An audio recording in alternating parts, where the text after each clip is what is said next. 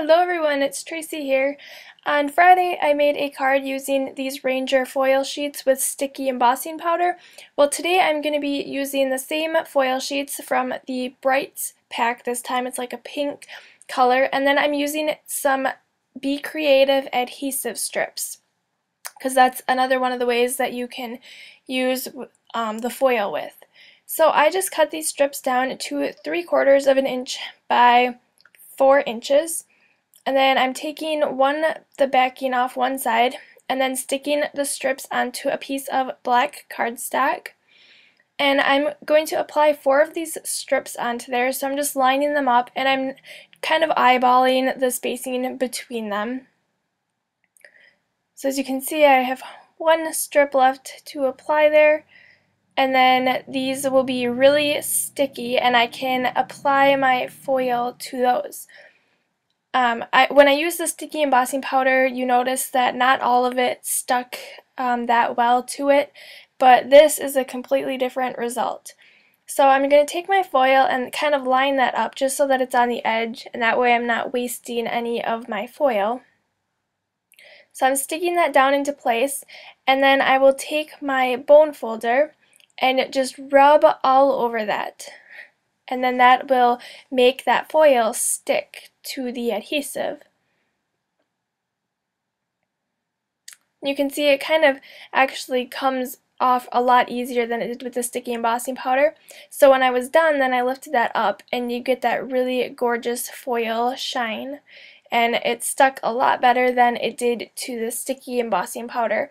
So I'd consider this way you get a more clean image, whereas with the sticky embossing powder, it was more of like a vintage antique-y foiled look. So it's good for both purposes because, you know, depending on what look you're going for, it is an awesome look. So I really like this foil, and I can see myself using this with the adhesive more than the sticky embossing powder. I really want to try putting the adhesive down on a sheet of paper and then applying my foil and then die cutting out of it, which I think would be a really cool look as well. So you could do like word dies or anything like that. Just the possibilities are truly endless. And this way you don't have to invest in a laminator or another printer to get that foiled look. So I'm just going to keep applying those to the other 2 strips, and then once I finish up I will have my background. So go ahead and lift that up, and then there's a little bit left on my foil sheet, so I can use that for a different project. But look at the shine that you get on that. I think it's just gorgeous. So now I'm going to use this stamp set from the Alleyway Stamps. This one is called Small Talk. And I'm going to use the speech bubble that says Just a Note. And then I have a Hero Arts Ombre ink pad. And I just got these, so I just kind of stamped and played around with it, but I didn't actually use it on a card, so this is the first time I'll be using it for that. So you can see there's 3 different separate ink pads, and what you want to do is just ink that up and kind of move it slightly up and down on your block. That way it just helps the colors blend together and you don't get just like 3 different colors. It makes it truly more of an ombre look. So then I'm stamping that down.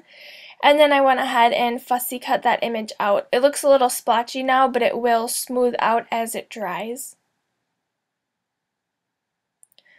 Alright, so before I adhere my black foiled piece onto my card base, I'm just going to take some of this white thread, and I just got this from Joann Fabrics, and it doesn't have to be expensive by any means. Just because you're using this on a card, it's not actually for sewing. And I take some of it and then I kind of crumple it up into a ball in my fist and then place it on my card. And then I take my Tim Holtz tiny attacher and put a couple staples into that just to secure it into place. And then you won't even see those staples because my sentiment is going to go right over that. So to apply my sentiment onto my card, I'm using some 3D foam squares. I have the large ones from Best Creation. And I'm just going to cover the back because these adhesive squares are also going to hold more of that thread into place. That way it's not going to move and it's not going to fall off or anything like that. So I'll place that right towards the center of my thread, I should say.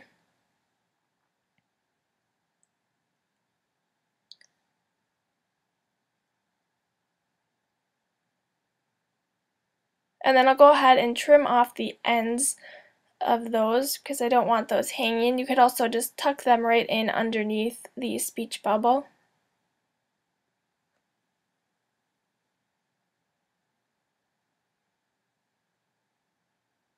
And then I'm going to go ahead and adhere that onto my white A2 size card base.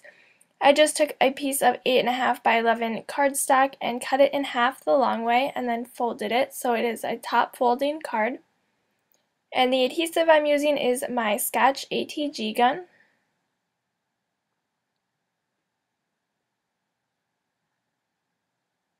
Alright, and then I'm going to take these wood veneers from Studio Calico. These are the tiny stars. And I'm just going to randomly scatter those kind of right by my sentiment. And then I'll adhere those into place with my Tombow Mono Multi-Glue. I just put a little dot there and then stick the star right into it and push it into place.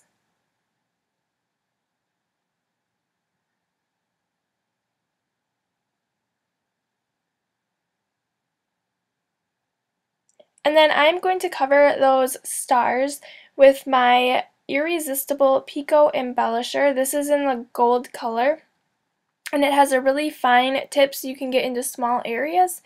And I'm just covering the stars with those. This is kind of like a mix of Wink of Stella and Glossy Accents, but it's a little bit thinner than Glossy Accents, so you just have to be careful so that it doesn't run all over the place. But it doesn't really, it's not that liquid that it does that, but you just want to be a little bit careful. And then that is my finished card, so thank you so much for watching.